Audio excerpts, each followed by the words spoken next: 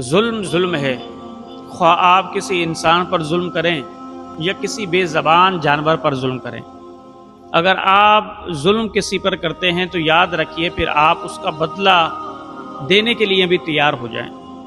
نبی پاک صلی اللہ علیہ وسلم نے ارشاد فرمایا، ایک عورت نے ایک بلی کو بے زبان جانور کو بند کر دیا، وہ بلی بھوکی پیاسی مر گئی، تو اللہ رب الجلال قیامت کے روز اس عورت کو دوزخ میں داخل کرے گا۔ اور دوزخ میں جانے کا سبب کیا ہے؟ فرمایا گیا کہ اس نے دنیا میں بلی پر ظلم کیا تھا، اس کو بند کیا تھا، وہ بھوکی پیاسی مر گئی، تو اللہ رب الجلال اس عورت کو بلی کے سبب دوزخ کے اندر داخل کرے گا۔ تو دیکھیں اس نے ایک بے زبان جانور پر ظلم کیا تو اس کا بدلہ اس کو دوزخ ملا۔ لہٰذا ظلم سے بچیں تاکہ اللہ کی بارگاہ سے آپ ریجیکٹ نہ ہو جائیں، مردود نہ ہو جائیں۔